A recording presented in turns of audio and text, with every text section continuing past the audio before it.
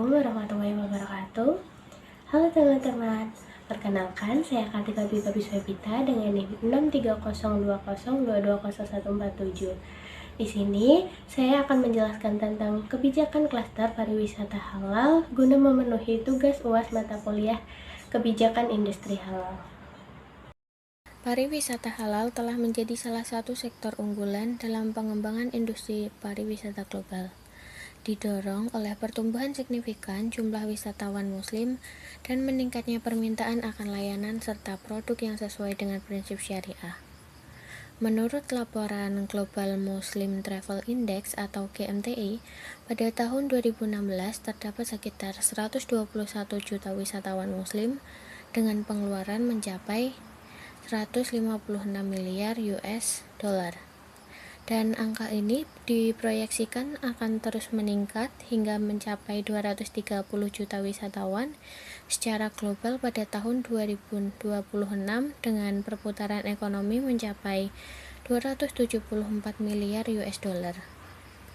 Fenomena ini mendorong banyak negara termasuknya Indonesia untuk mengembangkan destinasi dan ekosistem pariwisata halal yang kompetitif. Dan Indonesia sendiri, sebagai negara dengan populasi muslim terbesar di dunia, memiliki potensi besar dalam pengembangan pariwisata halal. Pemerintah Indonesia telah menetapkan pariwisata halal sebagai salah satu prioritas pembangunan ekonomi. Tercermin dari berbagai kebijakan dan program strategis seperti penetapan 13 provinsi sebagai destinasi wisata halal unggulan, serta keberhasilan Lombok dan beberapa daerah lain yang meraih penghargaan internasional di bidang wisata halal. Sedangkan dari sisi regulasi, pengaturan pariwisata halal di Indonesia masih menghadapi kekosongan hukum. Ketentuan terkait produk dan jasa pariwisata halal secara komprehensif diatur dalam Fatwa DSN MUI nomor 108/DSN MUI/10/2016 tentang pedoman penyelenggaraan pariwisata berdasarkan prinsip syariah. Namun, fatwa ini tidak bersifat mengikat secara hukum positif, sehingga diperlukan upaya formalisasi ke dalam peraturan perundang-undangan agar memiliki kekuatan mengikat bagi masyarakat dan pelaku industri. Beberapa daerah telah menginisiasi pembentukan peraturan daerah atau Perda tentang pariwisata halal, seperti Provinsi Nusa Tenggara Barat, Kabupaten Aceh Jaya, dan Kabupaten Bandung. Implementasi kebijakan klaster pariwisata halal di Indonesia juga menghadapi tantangan di lapangan. Seperti studi kasus di Gili Trawangan Lombok menunjukkan bahwa meskipun telah diterbitkan Perda nomor 2 tahun 2016 tentang pariwisata halal, pelaksanaannya belum optimal akibat keterbatasan fasilitas pendukung, kurangnya sosialisasi dan pemberdayaan masyarakat, serta minimnya informasi yang diterima oleh pelaku usaha pariwisata konvensional. Selain itu, aspek komunikasi sumber daya manusia, struktur organisasi, dan disposisi birokrasi menjadi faktor penentu keberhasilan implementasi kebijakan. Sebagaimana diidentifikasi oleh teori Georgi Edward III, kurangnya integrasi antara kebijakan nasional dan daerah serta belum adanya standar nasional yang mengikat turut menjadi penghambat dalam penciptaan ekosistem wisata halal yang ramah muslim dan berkelanjutan. Konsep pariwisata halal sendiri tidak terbatas pada wisata religi seperti umroh dan haji, melainkan mencakup seluruh aktivitas wisata yang memenuhi kebutuhan wisatawan muslim, mulai dari penyediaan makanan dan minuman halal, fasilitas ibadah, hingga layanan akomodasi yang sesuai prinsip syariah. Dengan demikian, pengembangan klaster pariwisata halal di Indonesia menuntut adanya sinergi antara regulasi yang jelas, implementasi kebijakan yang efektif, pemberdayaan masyarakat, serta kolaborasi lintas sektor guna memperkuat daya saing Indonesia sebagai destinasi utama wisata halal dunia. Di sini saya akan menjelaskan beberapa hal. Yang pertama, potensi dan urgensi pengembangan pariwisata halal di Indonesia. Yang kedua, kebijakan klaster pariwisata halal di tingkat daerah. Yang ketiga, faktor pendukung dan penghambat implementasi kebijakan. Yang keempat, regulasi nasional yang perlu diperkuat. Yang kelima, strategi pengembangan dan pemasaran pariwisata halal. Dan yang terakhir, dampak dan manfaat kebijakan klaster pariwisata halal.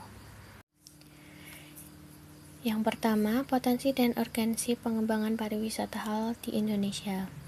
Indonesia sendiri sebagai negara dengan populasi muslim terbesar di dunia, memiliki potensi besar untuk menjadi pusat pariwisata halal global. Data dari GMTI menunjukkan tren peningkatan jumlah wisatawan muslim yang mencari destinasi dengan fasilitas dan layanan sesuai syariah.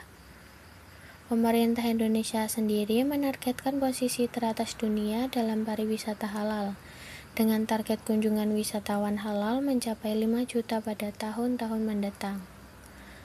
Potensi ini juga didukung oleh kekayaan alam, budaya, serta keragaman destinasi yang unik seperti Lombok, Aceh, dan Sumatera Barat. Namun, pengembangan pariwisata halal bukan hanya soal promosi dan pemasaran, melainkan juga harus didukung oleh kebijakan dan regulasi yang kuat.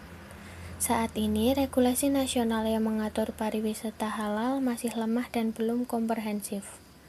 Beberapa peraturan menteri yang pernah mengatur hotel syariah dan sertifikasi usaha pariwisata halal telah dicabut, sehingga menciptakan kekosongan regulasi yang membingungkan pelaku usaha. Fatwa DSN MUI nomor 108/DSN MUI/10/2016 menjadi pedoman utama. Namun, fatwa tersebut belum memiliki kekuatan hukum mengikat tanpa diikuti oleh peraturan pemerintah yang jelas.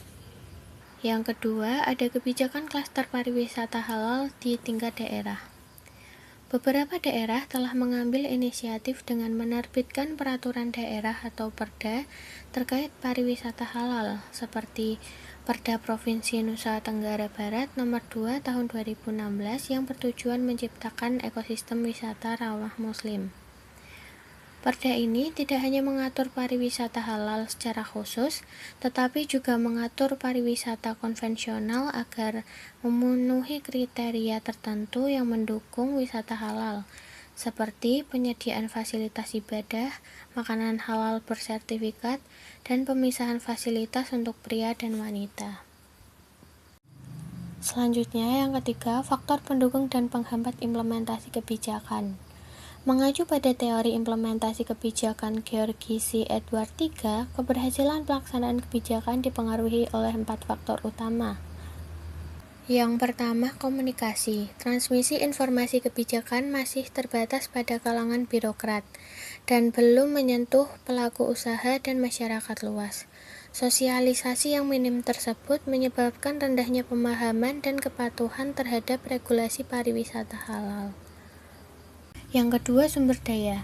Keterbatasan staf yang kompeten, minimnya fasilitas pendukung, dan kurangnya sistem informasi yang terintegrasi menjadi hambatan utama, seperti fasilitas ibadah dan tempat bersuci yang sesuai standar syariah masih sangat kurang di destinasi wisata konvensional. Yang ketiga, disposisi pelaksanaan. Sikap dan komitmen pelaksanaan kebijakan di tingkat daerah dan pelaku usaha pariwisata bervariasi.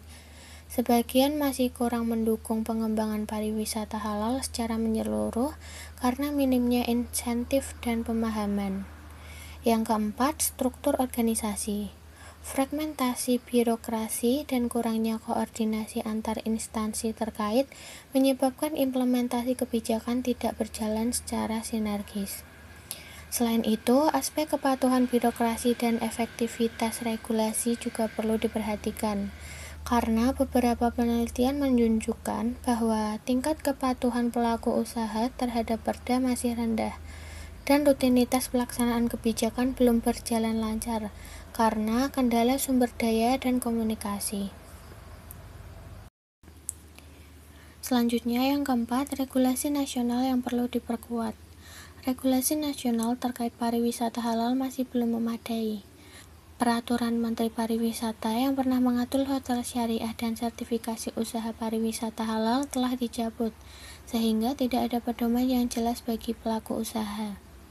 Fatwa DSM MUI nomor 108/DSM MUI/10/2016 memberikan pedoman teknis, namun tanpa peraturan pemerintah yang mengikat, fatwa ini belum efektif sebagai dasar hukum. Oleh karena itu, diperlukan penguatan regulasi nasional berupa peraturan menteri atau bahkan undang-undang khusus yang mengatur pariwisata halal secara komprehensif, termasuk standar sertifikasi, insentif, dan sanksi. Regulasi ini harus mengakomodasi kebutuhan pelaku usaha dan konsumen wisata halal, serta mengintegrasikan aspek ekonomi, sosial, dan budaya. Selanjutnya, yang kelima, strategi pengembangan dan pemasaran pariwisata halal. Pengembangan pariwisata halal harus dilakukan secara holistik dengan melibatkan pemerintah pusat, daerah, pelaku usaha, dan masyarakat. Strategi pemasaran yang efektif seperti pemanfaatan teknologi digital dan e-marketing sangat penting untuk meningkatkan awareness dan daya tarik wisata halal Indonesia di pasar global. Informasi online menjadi faktor utama dalam pengambilan keputusan wisatawan Muslim, sehingga pengelolaan konten digital yang akurat dan menarik menjadi kunci sukses pemasaran. Selain itu, peningkatan kapasitas sumber daya manusia melalui pelatihan dan sertifikasi, pengembangan infrastruktur yang sesuai syariah, serta pemberdayaan masyarakat lokal menjadi faktor penting dalam menciptakan ekosistem wisata halal yang berkelanjutan dan inklusif. Selanjutnya, yang keenam atau yang terakhir, dampak dan manfaat kebijakan klaster pariwisata halal. Jika diimplementasikan dengan baik, kebijakan klaster pariwisata halal dapat memberikan dampak positif yang signifikan, tidak hanya dalam peningkatan kunjungan wisatawan Muslim, tetapi juga dalam memperkuat ekonomi lokal, menciptakan lapangan kerja, dan melestarikan budaya serta nilai-nilai Islam. Pariwisata halal juga dapat meningkatkan citra Indonesia sebagai negara yang ramah terhadap wisatawan Muslim, memperluas pasar wisatawan, dan meningkatkan pendapatan devisa negara. Namun, untuk mencapai manfaat tersebut, perlu adanya evaluasi berkelanjutan terhadap pelaksanaan kebijakan, perbaikan regulasi, serta peningkatan koordinasi antar pemangku kepentingan. Sekian penjelasan dari saya terkait kebijakan klaster pariwisata halal di Indonesia. Dapat ditarik kesimpulan, yaitu Indonesia memiliki potensi besar untuk menjadi pusat pariwisata halal dunia karena populasi Muslim yang besar, kekayaan budaya, dan keunikan destinasi wisata. Namun, potensi ini belum sepenuhnya terwujud akibat lemahnya regulasi nasional, keterbatasan sumber daya, dan rendahnya kesadaran saat koordinasi antar pemangku kepentingan. Beberapa daerah telah menginisiasi kebijakan pariwisata halal mulai dari peraturan daerah, namun implementasinya masih menghadapi berbagai tantangan, seperti minimnya fasilitas, sosialisasi yang kurang efektif, dan fragmentasi birokrasi. Keberhasilan implementasi kebijakan pariwisata halal sangat bergantung pada komunikasi yang baik, dukungan sumber daya, sikap pelaksanaan, serta struktur organisasi yang mendukung. Oleh karena itu, penguatan regulasi nasional menjadi kebutuhan mendesak, termasuk perlunya peraturan yang jelas dan mengikat untuk mendukung fatwa DSM MUI. Strategi pengembangan harus dilakukan secara menyeluruh dengan melibatkan seluruh pihak, memperkuat promosi digital, serta meningkatkan kapasitas SDM dan infrastruktur.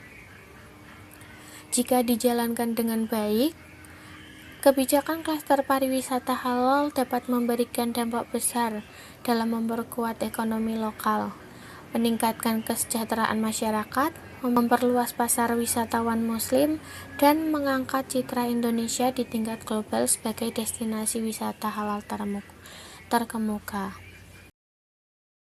Mari ikuti pelatihan pendampingan proses produk halal untuk memajukan sertifikat halal di Indonesia. Sekian saya ucapkan terima kasih. Wassalamualaikum warahmatullahi wabarakatuh.